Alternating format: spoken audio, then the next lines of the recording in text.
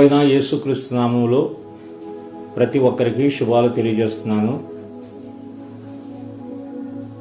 ఈరోజు దేవుని వాక్యం కొరకు ఆశతో కదిపెట్టి చూస్తున్న బిడలకు ప్రత్యేకమైన వందనాలు. దేవుని వాక్యం ప్రతి వారి హృదయంలో ఫలించాలని, వాక్యం ద్వారా మీరు దీవించబడాలని కోరుకుంటూ ఈ కార్యక్రమాన్ని నేను ప్రార్థన చేస్తూ ఉన్నాను.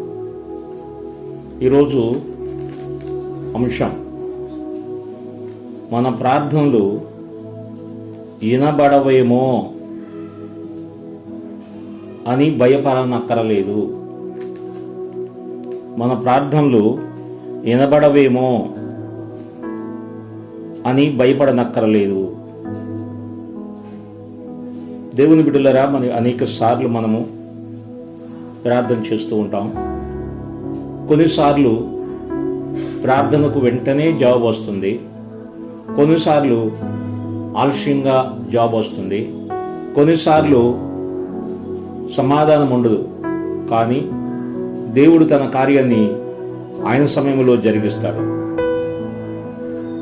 అయితే ఈ సమయంలో మనము ఆలోచించేటువంటి మాట లోకాసువార్త 1:13 అప్పుడు దూత అతనితో, జకర్యా, భయపడకము, నీ ప్రార్థన వినబడినది అని దేవుని వాక్యంలో రాయబడింది.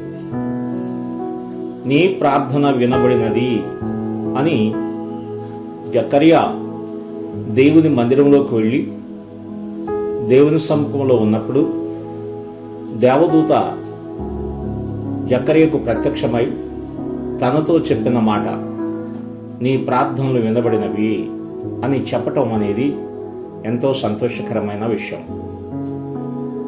జకర్యా, ఎలిజబెతులు ఇరువురు నీతి న్యాయములు కలిగిన వారు, దైవ భయము కలిగిన వారు, యాజక కుటుంబం నుండి వచ్చినటువంటి వారు.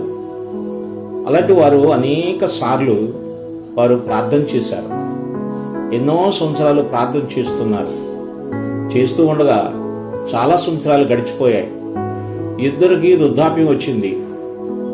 అలాంటి సమయంలో అనుకోని రీతిగా దేవదూత వారితో మాట్లాడిన మాట, జకర్యా, నీ ప్రార్థన వినబడినది అని చెప్పటం అనేది ఎంతో సంతోషం. కాబట్టి నీ భార్య గర్భవతి అవుతుంది, ఆమె ఒక కుమారుని కంటుంది, ఆ కుమారుడు ఒక గొప్ప వ్యక్తి కాబోతున్నాడు అనే విషయాన్ని జకర్యా విన్నప్పుడు ఆశ్చర్యపడ్డాడు. ఇది ఎలా సాధ్యం అని సందేహం కూడా అతనికి కలిగింది. అయినను దేవదూత చెప్పిన మాట, నీ ప్రార్థనలు వినబడినవి. ఇది ఎంతో ప్రాముఖ్యమైన మాట. దేవుని బిడ్డలారా, ఇక్కడ మనకి మన ప్రార్థనలు, మనం చేసే విజ్ఞాపనలు తప్పక దేవుడు ఆలకిస్తాడు. ఆయన సమయంలో, ఆయన కాలంలో ఆ కార్యాలు తప్పక నెరవేర్పు జరుగుతుంది. కాబట్టి ఈ విషయాలు మనము జ్ఞాపకం చేసుకోవాలి. కొన్నిసార్లు మనం ప్రార్థన చేసినప్పుడు మరి అవి వినబడవేమో అనే భయము, ఆ ప్రార్థన దేవుని దగ్గరికి చేరలేదేమో అనే భయము, ఆందోళన అనేక సార్లు మనం పడుతూ ఉంటాం. అందుకని దేవదూత జకర్యాతో చెప్పిన మాట, నీ ప్రార్థనలు వినబడినాయి. ఈ సమయంలో ఈ మాట మనము ఆలోచన చేయాలి దేవుని వాక్యంలో. ఇంకా మనము గమనిస్తే కీర్తనలు 148:18 వచనంలో ఈ విధంగా ఉన్నది, తనకు మొరపెట్టు వారందరికీ, తనకు నిజముగా మొరపెట్టు వారందరికీ యెహోవా సమీపముగా ఉన్నాడు అనే వాక్యము వ్రాయబడినది. ఆయనకు మొరపెట్టే వారికి, ఆయనకి నిజముగా మొరపెట్టే వారికి ఆయన సమీపముగా ఉంటాడు. ఆయన వారి ప్రార్థనలు ఆలకిస్తాడు, ఆయన వారికి సహాయం చేస్తాడు అనే విషయం ఇక్కడ మనకు కనబడుతుంది. ఆయనకి సమీపముగా ఉన్నటువంటి మనకు ఆయన కృప దొరుకుతుంది. ఎందుకంటే మన ప్రార్థనలను బట్టి ఆయన మన సమీపంగా ఉంటాడు, మన ప్రార్థనలకు తగిన సమయంలో సహాయం చేస్తాడని ఈ మాటలు మనకి తెలియచేయబడుతున్నాయి. దేవుని బిడ్డలారా, దేవుని వాక్యములో మనం గమనిస్తే రోమీయులకు రాసిన పత్రిక 12వ అధ్యాయము 12వ వచనములో ప్రార్థన యందు పట్టుదల కలిగి ఉండుడి అని భక్తుడైనటువంటి పౌలు గారు తెలియచేస్తా ఉన్నాడు. ప్రార్థనలో పట్టుదల కలిగి ఉండాలి. అనేక సార్లు మనం ప్రార్థన చేస్తాం, మనము పట్టుదల కలిగి ఉండాలి. మన ప్రార్థనలు పట్టుదల కలిగి ఉండాలి.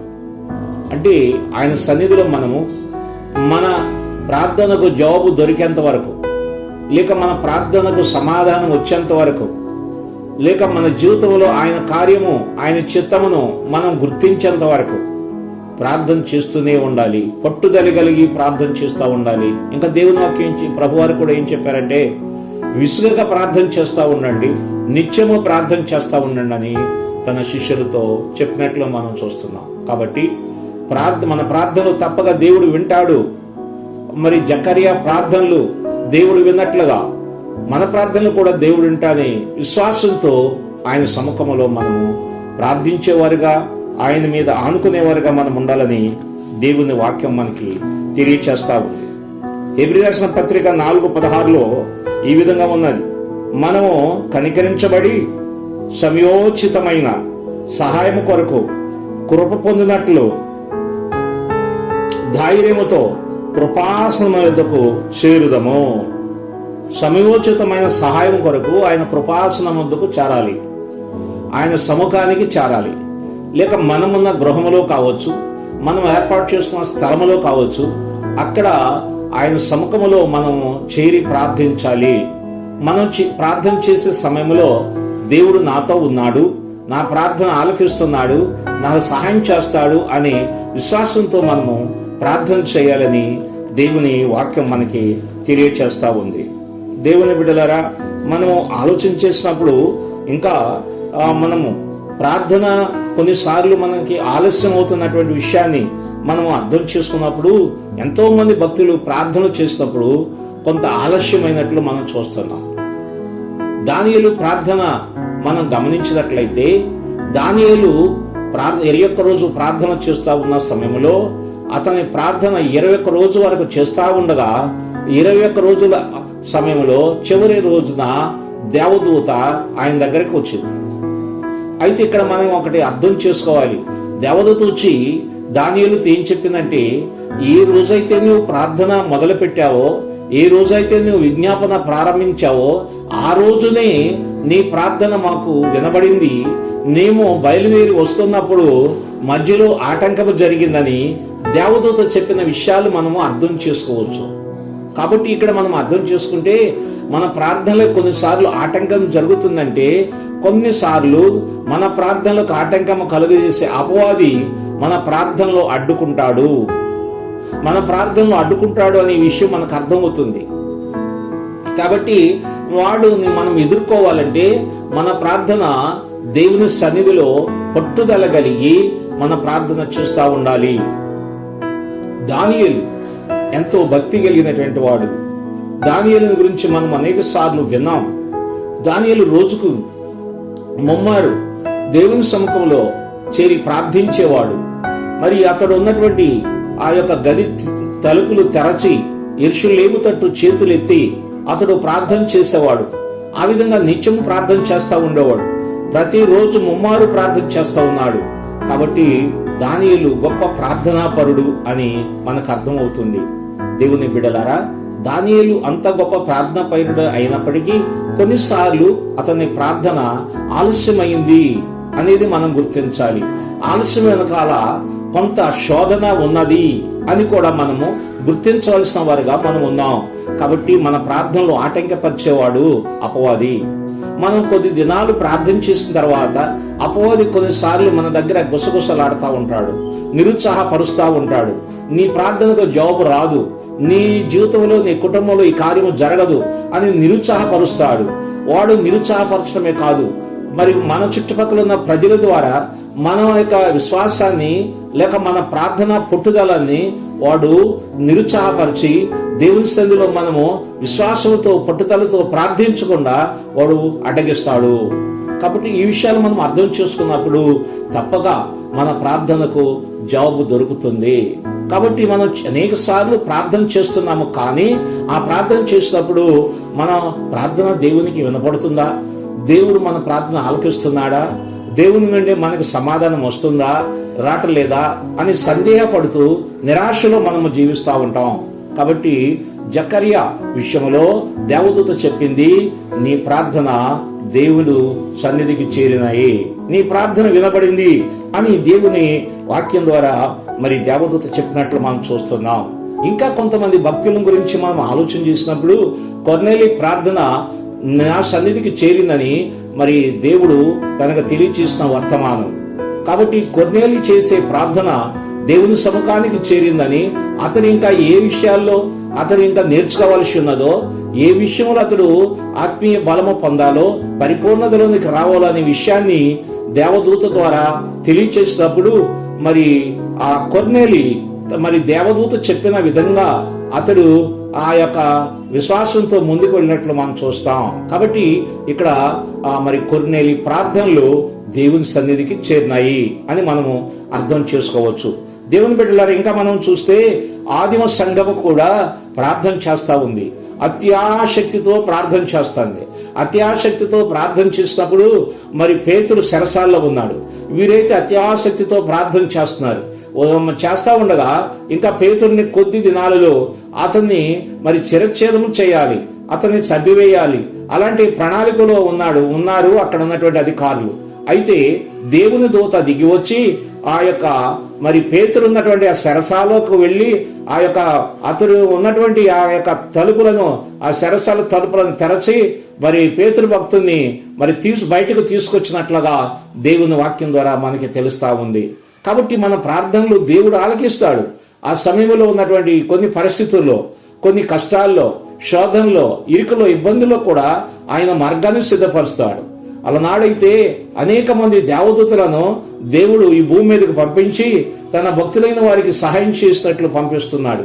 అయితే ఈ దినాలలో దేవుడు అనేక రీతులుగా నీ కుటుంబం ద్వారా కావచ్చు, బంధువుల ద్వారా కావచ్చు, స్నేహితుల ద్వారా కావచ్చు, నీ సహాయం చేయటానికి ఆయన కూడా నీకు సహాయం చేసి నిన్ను ధైర్యపరచడానికి ఆయన సహాయం చేస్తాడని మనము ఆలోచన చేయాలి.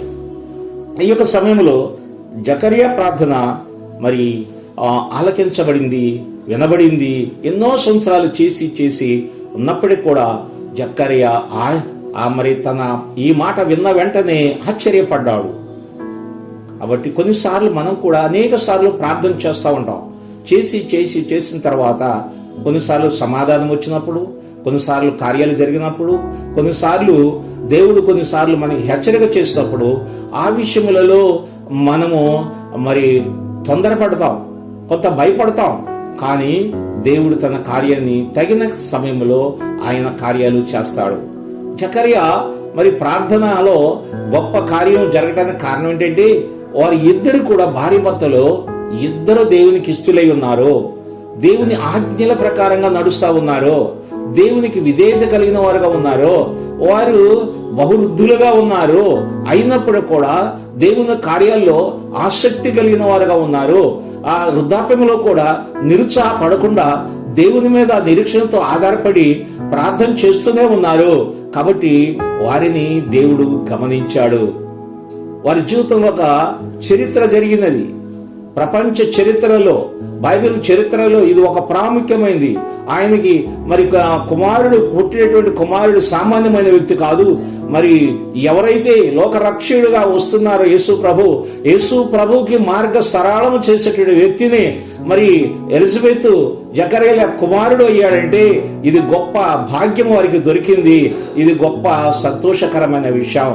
కాబట్టి నా ప్రియమైన దేవుని బిడ్డలారా, మరి మనము ఈ రాత్రి ఈ మాటలు మనం ఆలకించాలి. మన ప్రార్థనలు వినబడవేమో అని భయపడాల్సిన పని లేదు. మన ప్రార్థనలు ఆయన వింటాడు, మన అక్కర్లు ఆయన తీరుస్తాడు, మన సమస్యల నుండి ఆయన విడిపిస్తాడు. తప్పక నీ ప్రార్థనకు తగిన సమయంలో దేవుడు నీ కార్యాలను జరిగిస్తాడు. భయపడకుండా మనం ప్రార్థించాలి, విసుగక మనం ప్రార్థించాలి, పట్టుదలతో మనం ప్రార్థించాలి. ప్రార్థించే సమయంలో ఎల్లప్పుడూ కృతజ్ఞత కలిగి ఆయన సన్నిధిలో మనం ప్రార్థించాలి. మనం ప్రార్థిస్తున్నప్పుడు ప్రభువు చెప్పిన మాట, మీరు పొంది ఉన్నారని నమ్మి, మీరు అడుగు వాటిల్లా పొంది ఉన్నారని నమ్మి మీరు ప్రార్థన చేయండి అని ప్రభువు చెప్పిన మాటల ప్రకారంగా మనము నమ్మి ప్రార్థన చేస్తున్నప్పుడు దేవుడు మన జీవితంలో గొప్ప కార్యాలు చేస్తాడు. ఈ విషయాలు మనం అర్థం చేసుకొని ఈ యొక్క సమయంలో ఎవరైతే ఈ మాటలు వింటున్నారో, వినుచున్న మనందరం కూడా ఒకవేళ ప్రార్థనలో నిరుత్సాహపడి నీవు జీవిస్తున్నావేమో, ఒకవేళ అనేక సార్లు ప్రార్థించి ఓడిపోయావేమో, అనేక సార్లు దేవుని దగ్గరికి వెళ్ళి అనేక సార్లు మరి అపజయం పొందావేమో, ఒకవేళ ప్రార్థన పోరాటంలో నువ్వు వెనకబడి ఉన్నావేమో, పౌలు గారు చెప్తున్నాడు, ప్రభువునందు మీరు బలవంతులై ఉండండి. అదేవిధంగా దేవుడిచ్చే సర్వాంగ కవచాన్ని మీరు ధరించుకోదండి. ప్రార్థన చేసేటప్పుడు ఆ సర్వాంగ కవచము మీరు ధరించుకున్నట్లయితే అపవాది మిమ్మల్ని ఏమీ చేయలేడు. కాబట్టి సర్వాంగ కవచము ధరించుకొని మీరు ప్రార్థన చేయండి అని దేవుని వాక్యం మనకి తెలియజేస్తా ఉంది. కాబట్టి ఈ సమయంలో దేవుని బిడ్డలారా, ప్రార్థనలో మీరు బలం పొందాలి. దేవుడు చెప్పినటువంటి మాటల ప్రకారంగా మనం ప్రార్థిస్తూ దేవుని ద్వారా గొప్ప ఆశీర్వాదాలు మీరు పొందాలని తెలియజేస్తూ ఈ మాటలు ముగిస్తున్నాను. దేవుడు మిమ్మలను మీ కుటుంబాలను దీవించి ఆశీర్వదించునగాక. ఆమేన్. ప్రార్థన. మహోన్నతుడైన తండ్రి, పరిశుద్ధుడా, ప్రేమ స్వరూపి, మీ పరిశుద్ధమైన పాదాలు స్తోత్రాలు చెల్లిస్తున్నాం. ఈ యొక్క మరి సమయంలో నీ పిల్లలు వినుచున్నటువంటి ఈ మాటలను జ్ఞాపకం చేసుకోనండి. ఎన్నో సంవత్సరాలుగా జకర్యా ప్రార్థన చేశాడు. తన భార్య ఎలిజబెత్ ప్రార్థన చేసింది. బహు వృద్ధులయ్యారు. అయితే తగిన సమయంలో వారి కుటుంబంలో గొప్ప కార్యాన్ని మీరు చేసినట్లు మేము చూస్తున్నాం తండ్రి. నిజమే. మరి ఎవరు గృహాలలో ప్రభువా ఇంకా ప్రార్థన గురించినటువంటి ఆసక్తి కలిగి ప్రార్థిస్తూ సమాధానం పొందుకోలేకపోతున్నారో, అనుకున్న కార్యము నెరవేరటం లేదు, ఇంకా వారి గృహాలలో కావలసిన మేలు వారు చూడలేకపోతున్నారు, అట్టి వారి జీవితంలో తగిన కార్యాన్ని మీరు జరిగించమని అడుగుతున్నాం. వారు కూడా పట్టుదల కలిగి ప్రార్థించి నీ వైపు చూస్తూ ముందుకు సాగే శక్తిని నీ బిడ్డలైన వారికి మీరు అనుగ్రహించమని, మీ సన్నిధి ప్రతి ఒక్కరి మీద ఉంచమని, ప్రతి కుటుంబాన్ని దీవించమని, దేవుని మాటలు వినుచున్న ప్రతి ఒక్కరిని మీరు ఆశీర్వదించి మీ కృపలో వర్ధిల్ల చేయమని, వారి యొక్క హృదయాలలో నీ వాక్యము ఫలించి విశ్వాసములు వృద్ధిచ్చినట్లు సహాయం చేయమని యేసు నామములో అడుగుచున్నాము తండ్రి. ఆమేన్. తండ్రి యొక్క కుమారునికి పరిశుద్ధాత్మ సహవాసము కూడి ఉన్న మనందరికీ, దేవుని మాటలు శ్రద్ధగా వినుచున్న బిడ్డలకు దేవుని కృప సమాధానములు తోడుగా ఉండి నడిపించును గాక. ఆమేన్.